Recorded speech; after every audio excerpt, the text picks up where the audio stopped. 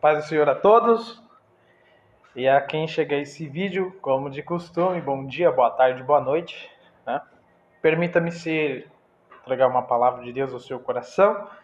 E eu quero agradecer as pessoas que estão vendo esse vídeo ou os outros vídeos anteriores. Tá? Muito obrigado. Ok? Eu vou deixar uma palavra no seu coração a respeito de Jesus. Quem ele foi? Por quê? Digo isso porque muita gente conhece Jesus, a sua divindade, mas não sabe que também ele foi homem, né? Homem como nós, homem trabalhador, cheio de dores, tá? Abra sua Bíblia conosco, aí na sua casa, ou onde você estiver acompanhando esse vídeo, em Lucas capítulo 24, do 17 ao 20. É o último livro, é o último capítulo de Lucas, onde está escrito assim: Então lhes perguntou Jesus: Que é isso que vos preocupa e de que ides tratando à medida que vos caminhais? E eles passaram entristecidos. Porém, chamado Cleopas, respondeu dizendo: És o único, porventura, que, tendo estado em Jerusalém, ignoreis as ocorrências desses últimos dias? Ele lhes perguntou: Quais? E explicaram: O que aconteceu a Jesus Nazareno, que era homem, profeta, poderoso em obras e palavras diante de Deus e diante de todo o povo? Bom, esse texto é escrito por Lucas. Dentre os 4 evangelhos, é o único escritor gentil. Né? Lucas, por que gentil? O povo de Israel é um povo escolhido e eleito por Deus. E eles têm uma aliança. A salvação vem deles. Como Cristo abriu a porta com a mulher cananeia para que todos os gentios pudessem ser salvos, Deus também, Jesus Cristo, o Espírito Santo, permitiu também que um escritor gentil, mostrando que a Bíblia também ela é uma Bíblia missionária, não é? Ele permitiu que esse escritor, Lucas, pudesse deixar esse canônico, né, um dos 4 evangelhos, escrito por eles. E uma diferença de todos os evangelhos, por quê? Mateus, ele escreve para os para os judeus. Ele escreve diretamente para os judeus. Marcos, por ter esse nome, discípulo de Pedro, ele escreve para os romanos. O nome dele se chama João Marcos. E Lucas, por ter sido ganho por Paulo, prega para outras pessoas, os gentios, os gregos. Então, ele diz aqui que ele fez uma carta investigando, no primeiro capítulo, a vida de Jesus. E o que ele fez? Ele fez uma investigação com inúmeras testemunhas. E o último, João, escreve a respeito de Jesus, um amor universal. É lá que você vai encontrar: Deus amou o mundo, não ameis o mundo. Jesus Cristo dizendo: Eu vim para que o mundo seja resgatado. O Filho do Homem veio não para julgar este mundo, mas para salvar o mundo. Então, é uma carta muito mais universal, onde se explica o amor de Deus. Lucas, ele faz um tratado, ele faz uma investigação. E essa confiança dos 4 evangelhos, porque são 4 pontos de vista diferentes de uma mesma situação. É como se nós estivéssemos numa cena de crime e o investigador viesse nos perguntar o que aconteceu, com 4 pessoas diferentes, cada um daria uma versão não diferente, mas de pontos de vista diferentes. Essa confiança do Evangelho de Cristo. Porque Lucas, eu creio que por permissão de Deus, ele não sendo um judeu, ele faz investigação a todos. E aí que está a confiança dos evangelhos de Jesus Cristo. Então, olhando para esse texto, a gente vai falar sobre quando o período de Jesus morreu e tinha ressuscitado. Mas eu quero deixar em destaque aqui é que Jesus, homem, ele morreu. Ele morreu. Nesse episódio, ele já está ressuscitado. Quando ele ressuscitou, ele apareceu aos seus discípulos que estavam indo para caminhos de Emaús.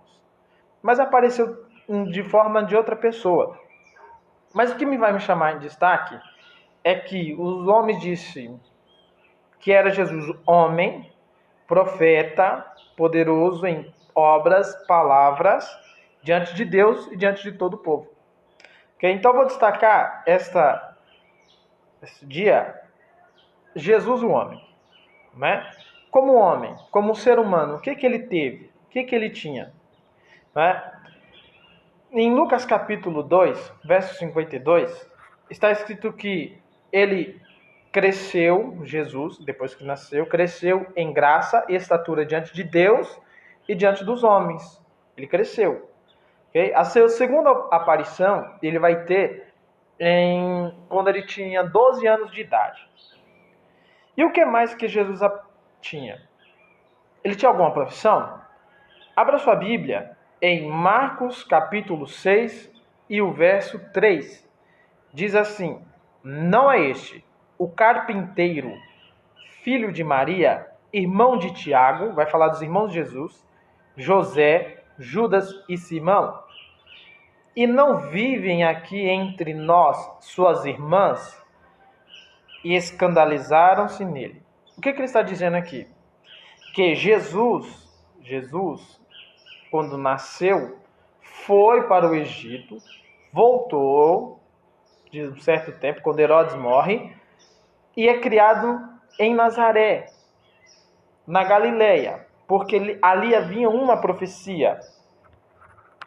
Então, ele está dizendo assim que que Jesus tinha uma profissão. Ele nasceu, ele foi criado naquele lugar, na Galileia. E naquele lugar ele aprendeu a profissão do pai, José, né, de carpinteiro. Vejam só, então Jesus era trabalhador. Segundo, teve sede, como todo ser humano normal. João capítulo 4, verso 7. Nisto veio uma mulher, leia na sua Bíblia, por favor. João capítulo 4, verso 7, diz assim: veio uma mulher samaritana tirar água, disse-lhes Jesus: dá-me de beber. Então ele teve sede. Depois de estar fazendo a obra de Deus e precisando passar por aquele local para salvar uma vida, uma alma que estava perdida, né? E uma alma que o tratou mal no começo, mas Jesus precisou deste momento para parar um pouco e descansar, porque estava cansado da viagem. Pediu para os discípulos buscar pão. E ele, né, claramente, se cansou. Então ele estava cansado, ele pede água, como todos nós. De um dia de trabalho, de um dia atarefado, nós cansamos. Jesus, não diferente de nós, também cansou. Olha só. A Bíblia diz também que ele teve fome. Acompanhe na sua Bíblia depois, Marcos, capítulo 11, verso 12. No dia seguinte, quando saíram de Betânia, teve fome. É o episódio da figueira estéril. Jesus sai da casa dos amigos, que já nós vamos falar sobre eles, e teve fome, como nós temos fome. Se cansou. Ok? Então, Jesus, tendo fome, chegou na figueira, procurou frutos e nela não achou nada. E aí Jesus Cristo disse: está ocupando vida na terra, inútil. Seca-te e não dê fruto nunca mais. Por isso, nós não devemos, como crentes em Deus, viver de aparência. Temos que dar frutos. Ok? Viver só de aparência e não dar frutos é ocupar a vida inútil. Escolha os frutos. Amém? Agora, prestando bem atenção. Então, Jesus, ele teve fome, teve sede, né? Era trabalhador, mas também tinha Jesus pagava impostos. Jesus pagava impostos. Olha só, abra sua Bíblia, Mateus 17, verso 24 a 27. Tendo eles chegado, os cobradores de impostos, tendo eles chegado a Cafarnaum, próximo onde Jesus morava, dirigiram-se a Pedro os que cobravam imposto das 2 dracmas e perguntaram: não paga o vosso mestre as 2 dracmas, ou imposto? Ele disse: sim, respondeu ele. Ao entrar Pedro em casa, Jesus se lhe antecipou, dizendo: Simão, que te parece? De quem os reis cobram da terra impostos ou tributos? Dos filhos ou dos estranhos? Respondendo Pedro: dos estranhos. Jesus lhe disse: logo estão isentos os filhos.